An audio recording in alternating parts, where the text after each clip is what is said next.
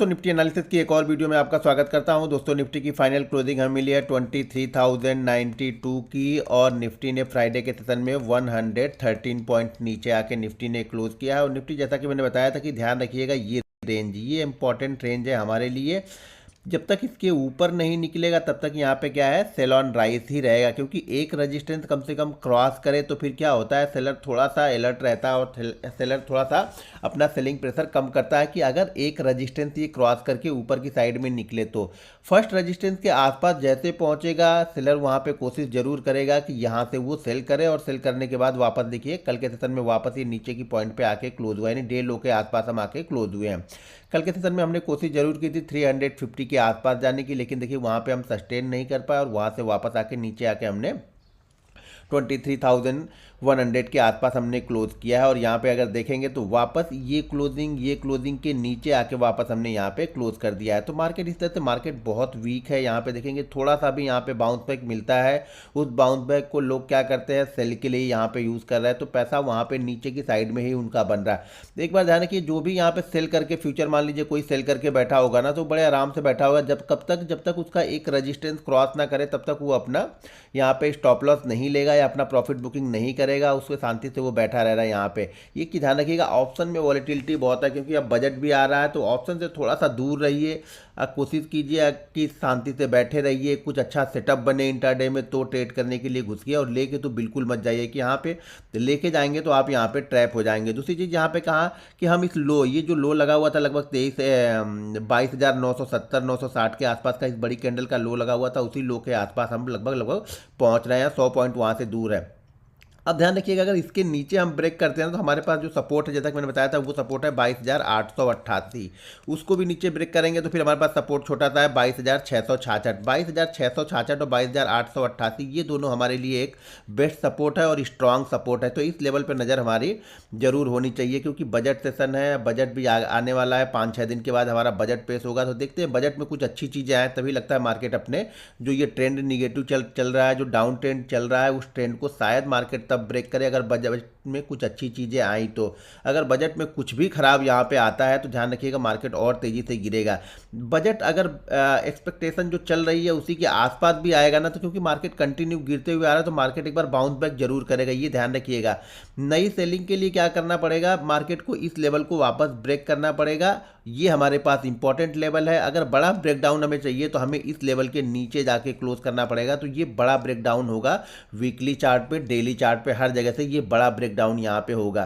तो हमारे लिए अभी बेस्ट जो सपोर्ट है बजट के हिसाब से देखा जाए तो 22,666 के आसपास। अगर बजट के सेशन में मार्केट इस ट्रेंड लाइन को ब्रेक कर देना तो थोड़ा सा यहाँ पे जो सेलिंग होगी वो सेलिंग खत्म हो जाएगी और थोड़ा सा ये बायर के कंट्रोल में मार्केट आ सकता है, क्योंकि जो डाउन ट्रेंड की लाइन है उस ट्रेंड लाइन के ऊपर हम निकल के यहाँ पे क्लोज करेंगे। तो यहाँ पे नज़र आपको बना के रखना पड़ेगा, क्योंकि नेक्स्ट वीक में हमारा बजट आएगा तो उस पर आपका फोकस होना चाहिए।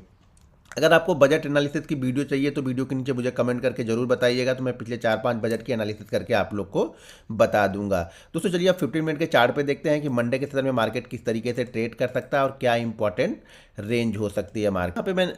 यहाँ पे मैंने 15 मिनट का चार्ट लगा लिया और 15 मिनट के चार्ट में देखेंगे कल के सेशन के, यानी फ्राइडे के सेशन देखेंगे तो यहाँ पे हम ओपन होते हैं। ओपन होने के बाद में ये हम ओपन होते हैं, ओपन होने के बाद में हम क्या करते हैं, पहले हम थोड़ा ऊपर जाते हैं, फिर वापस हम नीचे आ रहे हैं। नीचे आने के बाद देखिए फिर से हम क्या गए, डे हाई के आसपास गए, और डे हाई के आसपास जाने के बाद वो 333 जो हमारा रजिस्टेंस है, उस रजिस्टेंस के आसपास से हम घूमते हैं और कंटिन्यू फिर उसके बाद नीचे आके डे लो के आसपास हम यहाँ पे क्लोज कर रहे हैं। तो वॉलेटिलिटी बहुत है, वॉलेटिलिटी में देखेंगे तो एक एक 5-5 मिनट की कैंडल भी यहाँ पे 100-100 150-150 पॉइंट की कैंडलें बन जा रही है। तो थोड़ा शांति से बैठिए, देखिए, जब सेटअप आपका बने तो वहाँ पे छोटा सा रिस्क लीजिए, छोटा सा रिस्क लेके ट्रेड कीजिए। जैसे यहाँ पे कैंडल स्टिक बहुत अच्छी बनी थी रजिस्टेंस लेवल के आसपास जाने के बाद, ये देखिए रजिस्टेंस के आसपास मार्केट यहाँ पे सस्टेन नहीं कर पा रहा है।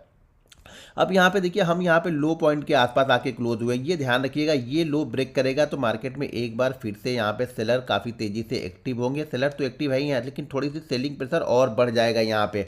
तो अगर मंडे के सेशन में मान लीजिए मार्केट इसी जोन में कहीं पे ओपन हो जाए और ओपन होने के बाद में अगर ये लो को ब्रेक करता है, यानी फ्राइडे के लो को ब्रेक करता है, तो फिर हमारे पास जो सपोर्ट है वो सपोर्ट है यहाँ पे 970 के आसपास का हमें सपोर्ट है, क्योंकि ये हमारा पिछला लो है, जो पिछला लो लगाया था तो वो हमारा पिछला लो है, तो ये सपोर्ट है। अगर इसी जोन में ओपन होने के बाद कल वाले लो यानी फ्राइडे के लो को ब्रेक करता है तो फिर हमारे पास सपोर्ट ये वाला लेवल है। ध्यान रखिएगा 22,000 जो 23,055 वाला लेवल था वो भी सपोर्ट है, लेकिन ऑलरेडी हम उस लेवल को 2 बार टेस्ट कर चुके हैं। तो हमारे पास जो इंपॉर्टेंट सपोर्ट है 15 मिनट के चार्ट पे वो है 22,970।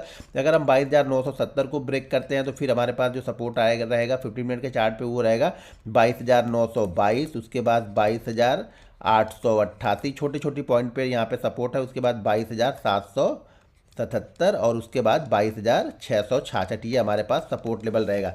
लेकिन ये ध्यान रखिएगा ये वाला जो मूव आएगा ना, मेरे ख्याल से देखिए हम एनालिसिस ही कर सकते हैं। अगर मार्केट ने यहाँ पे टाइम बिता दिया मान लीजिए 100 के ऊपर यानी 23,100 के ऊपर इसने टाइम बिताने के बाद अगर इसने लो को ब्रेक किया यानी फ्राइडे के लो को ब्रेक किया तो मुझे लगता है 22,050 और उसके बाद यहाँ पे 23,050 और उसके बाद 22,970 ये यहाँ पे बहुत तेज़ी से आपको आते हुए दिख सकता है। यहाँ पे 22,050 और 55 वाला लेवल यानी लो को ब्रेक करेगा तो यानी फ्राइडे का लो ब्रेक करने के बाद छोटा सपोर्ट ये है, उसके बाद जो सपोर्ट है हमारे पास डेली चार्ट पे भी ये सपोर्ट है वो है 22,970, उसके बाद 15 मिनट के चार्ट पे ये हमारे पास सपोर्ट है। अगर इस जोन में टाइम बिताए मान लीजिए इस जोन में टाइम बिताने के बाद ये ऊपर की साइड में जाता है तो ध्यान रखिएगा ऊपर की साइड में रजिस्टेंस इसको हर छोटी छोटी जगह पर रजिस्टेंस यहाँ पे मिलते रहेंगे। ऊपर की साइड में जाएगा तो इसको रजिस्टेंस कहाँ पे मिलेगा 23,222 फिर 23,233 ये हमारे पास रजिस्टेंस है। उसके बाद जो लास्ट है इस रेंज का जो रजिस्टेंस लास्ट है वो है 23,444 का, तो वहाँ पे नज़र बना के रखिएगा।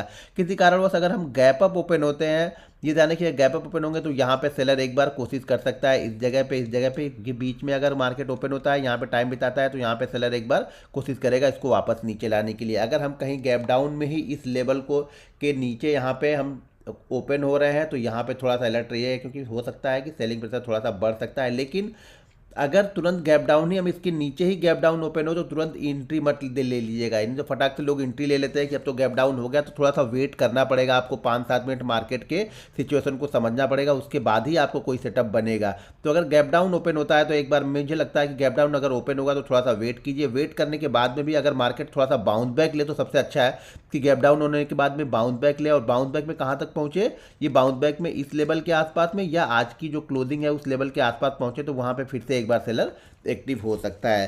दोस्तों वीडियो पसंद आए तो वीडियो को लाइक और शेयर जरूर करते रहिएगा। मिलते हैं नेक्स्ट वीडियो में।